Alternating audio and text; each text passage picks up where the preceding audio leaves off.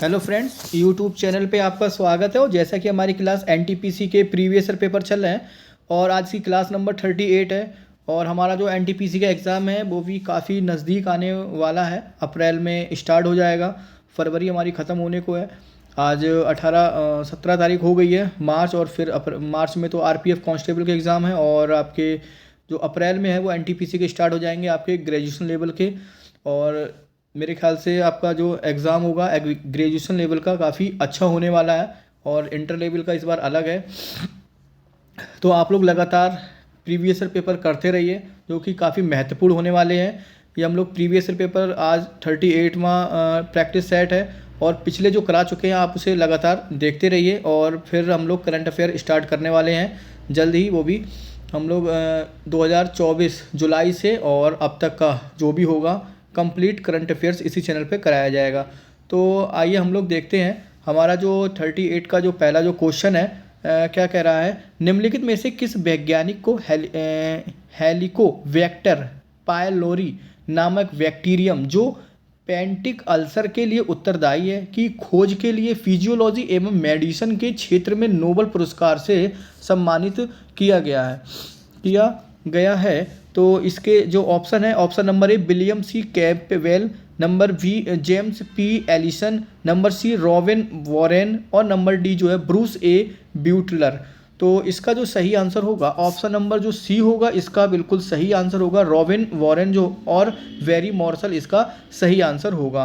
Question number हम 2 पे आते हैं। निम्नलिखित में से किसके कारण काला अजार नामक रोग होता है? काला अजार नामक रोग जो होता है, तो इसका ऑप्शन नंबर जो ए होगा प्रोटोजोआ, इसका बिल्कुल सही आंसर होगा। काला अजार रोग का जो कारक भी पूछ सकता है, किसके कारक होता है, वो होता है लिस्मैनिया। और काला अजार जो होता है वो बालू मक्खी के काटने से फैलता है। नेक्स्ट क्वेश्चन पे हम लोग चलते हैं। नेक्स्ट क्वेश्चन नंबर 3 पे, निम्नलिखित में से कौन सा पशु हार्मोन है? पशु हार्मोन भैया इनमें से कौन सा होगा?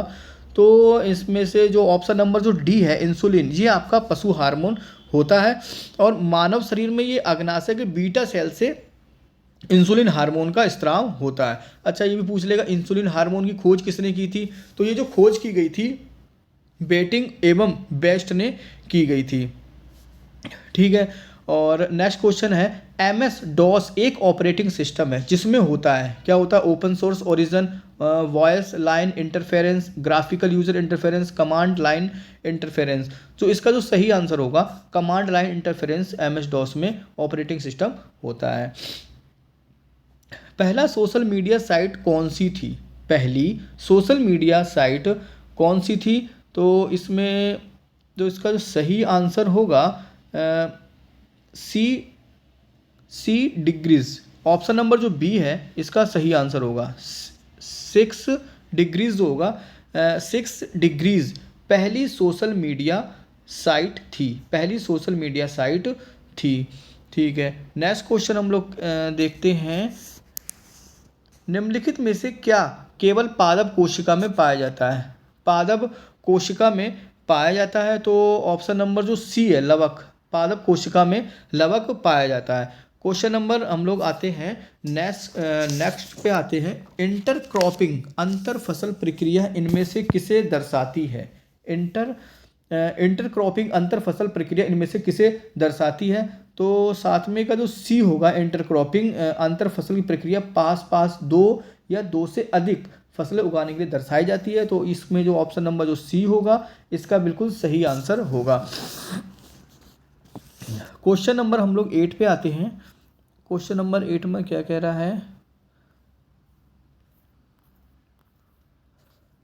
क्वेश्चन नंबर 8 ये है, वायु के संपर्क में आने के कुछ समय बाद चांदी के गहने काले पड़ जाते हैं क्योंकि चांदी वायु में मौजूद कार्बन के साथ अभिक्रिया करके सिल्वर कार्बाइड बना लेती है, ये होगा। या फिर आपके चांदी वायु में मौजूद नाइट्रोजन के साथ अभिक्रिया करके सिल्वर नाइट्रेट बना लेती है, चांदी वायु में मौजूद सल्फर के साथ अभिक्रिया करके सिल्वर सल्फाइड बना लेती है, चांदी वायु में मौजूद हाइड्रोजन के साथ अभिक्रिया करके सिल्वर हाइड्राइड बना लेती है। तो इसका जो सही आंसर होगा 8वें का ऑप्शन नंबर जो सी होगा इसका सही आंसर होगा। क्वेश्चन नंबर 9 क्या कहता है, UN world wild life day कब मनाया जाता है, यूएन। तो ऑप्शन नंबर जो डी है, ऑप्शन नंबर डी 3 मार्च को इस बनाया जाता है। यूएन वर्ल्ड लाइफ डे 3 मार्च को मनाया जाता है। ठीक है। केंद्रीय पर्यावरण वन एवं जलवायु परिवर्तन मंत्री द्वारा जनवरी 2018 में शुरू किए गए उस अभियान का नाम बताइए जो पर्यावरण संरक्षण से जुड़े कार्यों को मजबूती प्रदान करने के लिए व्यक्तियों या संगठनों द्वारा किए गए छोटे छोटे सकारात्मक कार्यों को प्रोत्साहन प्रदान करता है। तो इसका जो बिल्कुल सही आंसर होगा green good deeds, green good deeds. ये थोड़ा करंट का क्वेश्चन है।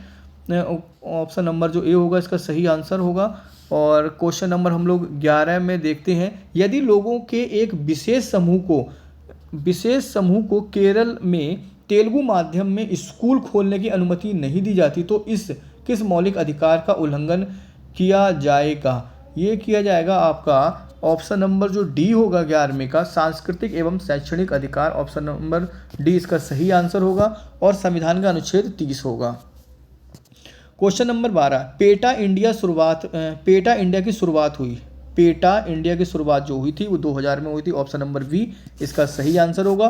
पेटा इंडिया का जो मुख्यालय है वो आपका मुंबई में स्थित है। क्वेश्चन नंबर हम लोग 13 पे देखते हैं, 60 वर्ष और उससे अधिक की आयु वाले बुजुर्गों को अनिश्चित 60 वर्ष आयु वाले बुजुर्ग को अनिश्चित बाजार स्थितियों के कारण ब्याज के रूप में प्राप्त आय में संभावित गिरावट से सुरक्षा हेतु शुरू की गई योजना का जो नाम है प्रधानमंत्री वय वंदन योजना। ऑप्शन नंबर जो सी होगा इसका बिल्कुल सही आंसर होगा। लाला लाजपत राय की मृत्यु ब्रिटिश सरकार के किस निर्णय का एक ये थोड़ा सा कट गया है। लाला लाजपत राय की मृत्यु ब्रिटिश सरकार के किस निर्णय का विरोध करते हुए हुई थी, लाला लाजपत राय की मृत्यु। तो ये जो मृत्यु हुई थी आपकी, ये हुई थी साइमन कमीशन के विरोध में हुई थी आपकी। ऑप्शन नंबर जो ए होगा इसका बिल्कुल सही आंसर होगा। नेक्स्ट क्वेश्चन है हमारा 15वां, पर्यावरणीय संरक्षण एवं जलवायु परिवर्तन संबंधी क्षेत्रों में भारत के वैश्विक नेतृत्व को ध्यान में रखते हुए इनमें से किस संगठन ने भारत को 5 जून 2018 को आयोजित किया जाने वाले विश्व पर्यावरण दिवस के लिए वैश्विक मजबूत के तौर पर चुना था। तो इसका जो सही आंसर होगा हमारा United Nation Environment Programme. Option number जो सी होगा इसका सही आंसर होगा। Option number C. ऑस्कर की सर्वश्रेष्ठ विदेशी भाषा श्रेणी में नामांकित होने वाली अंतिम भारतीय फिल्म कौन सी थी। ऑस्कर में नामांकित वाली कौन सी थी। ऑप्शन नंबर जो बी थी लगान, इसकी सर्वश्रेष्ठ फिल्म थी जो कि 2001 में ऑस्कर में नामित की गई थी। ऑस्कर में नामित जो भारतीय फिल्में हैं वो आपकी जैसे सलाम बॉम्बे है, श्वास है, पहेली है, रंग दे बसंती है, स्लम डॉग मिलियनेयर है। ये सब ऑस्कर में नामित होने वाली भारतीय फिल्में हैं। और ऑस्कर जीतने वाली प्रथम भारतीय फिल्म स्लम डॉग मिलियनेयर तथा प्रथम भारतीय व्यक्ति जो है भानु अथैया हैं। 2 ऑस्कर जीतने वाले पहले भारतीय ए.आर. रहमान है। क्वेश्चन नंबर हम लोग आते हैं 17 पे, इनमें से किस मंत्रालय ने ई सहज नामक वेबसाइट लॉन्च की है जो संगठनों, फर्मों, कंपनियों, व्यक्तियों को कहीं से भी इंटरनेट के माध्यम से सिक्योरिटी क्लियरेंस के लिए आवेदन करने की अनुमति प्रदान करती है। तो यह है आपकी गृह मंत्रालय। ऑप्शन नंबर जो सी वाला होगा बिल्कुल सही आंसर होगा। पशुओं के प्रति क्रूरता रोकथाम अधिनियम 1960 की धारा ए के तहत 1962 में स्थापित भारतीय पशु कल्याण बोर्ड एक सर्वाधिक सलाहकार निकाय है जिसकी स्थापना पशु कल्याण संबंधी कानून पर भारत सरकार को सलाह देने के लिए की गई थी। ये किस मंत्रालय के अंतर्गत आता है। तो ये आता है आपका विधि एवं न्याय मंत्रालय, भू विज्ञान मंत्रालय, खाद्य और कृषि मंत्रालय, पर्यावरण वन और जलवायु मंत्रालय। तो इसका जो सही आंसर होगा ऑप्शन नंबर डी यही होगा। आयुष विभाग का पूर्व नाम क्या था। आयुष विभाग का जो पूर्व नाम था वो था आपका department of Indian system of medicine and एवं होम्योपैथी। ऑप्शन नंबर जो सी होगा इसका बिल्कुल करेक्ट आंसर होगा। भारत के पहले उपराष्ट्रपति कौन थे जिन्हें राष्ट्रपति के चुनाव में द्वितीय वरीयता मतगणना द्वारा राष्ट्रपति चुना गया था? तो ये थे आपके बीवी गिरी। ऑप्शन नंबर जो बी होगा इसका बिल्कुल सही आंसर होगा। और बीवी गिरी 1969 में द्वितीय वरीयता के मतों के आधार पर नियुक्ति हुए थे। और ये आपका जो अनुच्छेद 54 में राष्ट्रपति के निर्वाचन का उल्लेख किया गया है। ठीक है, क्वेश्चन नंबर हम लोग 21 पे आते हैं। सांगपो और दिहांग किस नदी के अन्य नाम है? सांगपो और दिहांग जो है ये आपको क्या लग रहा है? ब्रह्मपुत्र, सिंधु, यमुना, गंगा। तो 21वें का जो ए होगा ब्रह्मपुत्र, इसका बिल्कुल सही आंसर होगा। सांगपो और दिहांग जो है ब्रह्मपुत्र की नदियों के अन्य नाम है। जो ब्रह्मपुत्र नदी है वो तिब्बत के पठार के मानसरोवर झील के पास से निकलती है और तिब्बत में इस नदी को सांगपो कहा जाता है। सांगपो का अर्थ होता है शुद्ध करने वाला। अरुणाचल प्रदेश में यह नदी दिहांग कहलाती है। अरुणाचल प्रदेश में यह नदी दिहांग कहलाती है। क्वेश्चन हम लोग 22 पे आते हैं। इनमें से किस तिथि को भारतीय राष्ट्रीय प्रौद्योगिकी दिवस के रूप में मनाया जाता है? इनमें से किस तिथि को भारतीय राष्ट्रीय प्रौद्योगिकी दिवस के रूप में मनाया जाता है? तो ऑप्शन नंबर जो सी होगा 11 मई को भारतीय राष्ट्रीय प्रौद्योगिकी दिवस मनाया जाता है। ये वाला सेट काफ़ी टफ आया हुआ है, लंबे लंबे क्वेश्चन भी हैं। नेक्स्ट क्वेश्चन हम लोग देखते हैं। क्वेश्चन नंबर हम लोग 23 में। हॉल्ट मैकाजी ने भारत के राजस्व संग्रहण की निम्नलिखित में से कौन सी विधि विकसित की? हॉल्ट मैकाजी, रैयतवाड़ी, जमींदारी, स्थायी बंदोबस्त, महालवाड़ी। तो इसका जो सही आंसर होगा महालवाड़ी जो व्यवस्था है हॉल्ट मैकाजी द्वारा किया गया था। ऑप्शन नंबर जो डी है वो सही आंसर होगा। आपका 1993 में कॉर्नवालिस ने जमींदारी स्थायी इस्तेमरारी व्यवस्था को शुरुआत किया था। रैयतवाड़ी व्यवस्था के जो जनक है टॉमस मुनरो और कैप्टन रीड है पहला। और कॉर्नवालिस ने आपकी जमींदारी स्थायी बंदोबस्त आपका कौन है? स्थायी बंदोबस्त लॉर्ड कॉर्नवालिस हो गए। और रैयतवाड़ी प्रणाली के लिए हो गए आपके कौन हो गए? टॉमस मुनरो और कैप्टन रीड हो गए। और आपके महालवाड़ी के लिए हॉल्ट मैकाजी हो गए। आपका जमींदारी हो गया, स्थायी हो गया, ये एक ही बात है। और इस्तेमरारी एक ही बात है जो कॉर्नवालिस ने किया था। 24 निम्नलिखित में से किस संगीतकार ने 2008 में best contemporary world museum album global drug project पुरस्कार से सम्मानित किया गया था? ऑप्शन नंबर जो डी है जाकिर हुसैन इसका सही आंसर होगा। इनमें से किस वर्ष में ए आर रहमान को 2 ऑस्कर जीते? लो अभी पढ़ा हमने, ए आर रहमान को 2 ऑस्कर जीते। किस वर्ष में 2 ऑस्कर जीते थे? तो ऑप्शन नंबर जो डी होगा 2009 में इन्होंने ऑस्कर 2 जीते थे। क्वेश्चन नंबर हम लोग आते हैं 26 पे। 26 सिक्किम को भारतीय संघ में किस संवैधानिक संशोधन के द्वारा शामिल किया गया था? सिक्किम को कौन सा था? वो था आपका 36वां संविधान संशोधन। आपका 36वां संविधान संशोधन को सिक्किम को 36वां संविधान संशोधन के द्वारा शामिल किया गया था। नेक्स्ट क्वेश्चन, उस गवर्नर जनरल का नाम बताइए जिसने पैरामाउंटसी नामक नीति आरंभ की। पैरामाउंटसी नीति आरंभ की तो ये थे आपके लॉर्ड हेस्टिंग्स। पैरामाउंटसी ऑप्शन नंबर जो डी होगा इसका बिल्कुल सही कार्य होगा। पिंडारियों का दमन व पेशवा पद की समाप्ति की घोषणा भी हेस्टिंग्स के काल की घटना थी। पिंडारियों का दमन। इनमें से किस शहर में क्षिप्रा नदी के घाट पर कुंभ के मेले का आयोजन किया गया है? क्षिप्रा नदी तो ये होगा आपका 28 का जो डी है उज्जैन में आपका कुंभ का मेले का आयोजन किया गया है।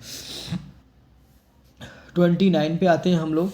29 विज्ञान एवं प्रौद्योगिकी विभाग द्वारा शुरू की गई उस योजना का नाम बताइए जो विज्ञान और इंजीनियरिंग के प्रमुख क्षेत्रों में मूलभूत या अनुप्रयुक्त विज्ञान के क्षेत्र में शोधकर्ता में रत महिला वैज्ञानिक एवं तकनीकविदों को एक मंच प्रदान करती है। तो ये है आपकी 29 का C, women scientist scheme. Option number जो सी है वीमेन साइंटिस्ट स्कीम। कौन से संगठन कलकत्ता में स्थित अपने मुख्यालय और 16 क्षेत्रीय स्टेशनों के साथ भारत के प्राणी संसाधनों के सर्वेक्षण के लिए जिम्मेदार है? कौन जिम्मेदार है?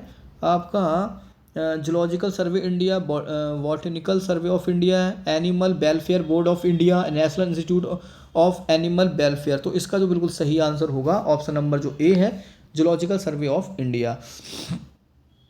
बजट 2019 में भारत सरकार द्वारा घोषित उस योजना का नाम बताइए जिसके तहत छोटे एवं सीमांत कृषकों को 6,000 प्रति वर्ष की गारंटी शुदा आय प्रदान की जाएगी। तो इसका जो सही आंसर होगा प्रधानमंत्री किसान सम्मान निधि योजना, ऑप्शन नंबर जो सी होगा इसका बिल्कुल सही आंसर होगा।